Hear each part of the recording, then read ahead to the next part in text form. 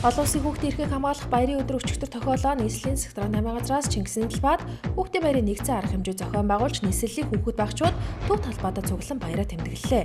Төв талбайд болсон 1500 хүүхдийн урлагийн тоглолтыг ерөнхийдөө сайхан бэлэг нийслэлийн секторыг Батуул тэргүүтээ албаныхан болоод эцэг эхчүүд хүүхэд багчууд өвчс сонирхсан байна.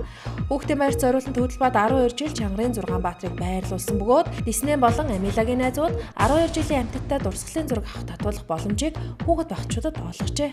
Монгол сэргийлэгч Илбэг Дарж олон улсын хүүхдийн эрхийг хамгаалах өдрийг тохиолдуулан зарлиг гаргаж олон хүүхэд төрүүлж өсгөн хүмүүжүүлсэн ээжүүдийн төлөөлөл болох 21 ихэд өчигдөр алдар тэхийн 1-2 дугаар одон гардуулсан байна. Алдар тэхийн 1-р одонгоор Хаавал дүүргийн 10 дугаар хорооны иргэн Борхуугийн Нина, 2 дугаар хорооны иргэн Махвалын байгаль болоод Баянзүрх дүүргийн 18 дугаар хорооны иргэн Затяны Бахатгүйл, Баянгол дүүргийн 9 дугаар хорооны иргэн Борисын Ундраа нарыг шагнасан байна. Жуудоохи өсрүүгийн 2010 оны Монгол Улсын аврах шалгаруулалт тэмцээнд багийн дүнгээр эхний 8 шалгарсан эрэгтэй эмэгтэй 16 багийн тэмцээн Говьсонбор аймагт зохион байгуулагдсан байна. Тэмцээнд 17 байгууллагын 150 гаруй тамирчид оролцож, Говьсонбор аймаг дахь Дэлхийн зүүн олон улсын байгууллага, Уулуурхаан жишг сургууль, Политехник коллеж болоод Монголын Жуудаа бүхий холбоо хамтран энэхүү тэмцээнийг зохион байгуулжээ. Улаанбархан өвчний тархалт нэмэгдэх хандлагатай байгааг эцэг эхчүүд сэрэмжлүүлж байна. Нийслэл болоод 18 ихт Улаанбархан өвчний 8200 шижигтэй тохиолдол бүртгэгдсэн байна. Нийт тохиолдлын 90 гаруй нь 9 сараас доош насны хүүхэд байсан бол одоо 15-24 насны оюутан сурагчид өвчилж эхэлсэн байна.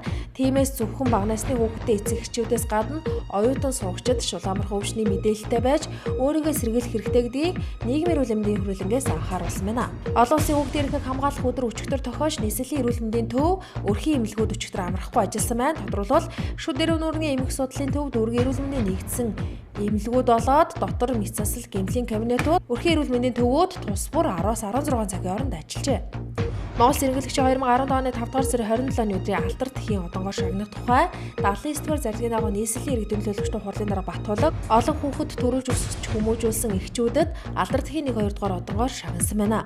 Алдар тэхийн 1-р одонгоор Сүхбаатар дүүргийн 6 дугаар хорооны иргэн Бямба, Сонгон архан дүүргийн 23 дугаар хорооны иргэн Ганчимэг, Налаах дүүргийн 4 дугаар хорооны иргэн Бэрдгүүл олоод Баянзүрх дүүргийн 12 дугаар хорооны иргэн Дагима, Чингэлтэй дүүргийн 14 дугаар хорооны иргэн Хажидмаа нарыг шагнасан байна.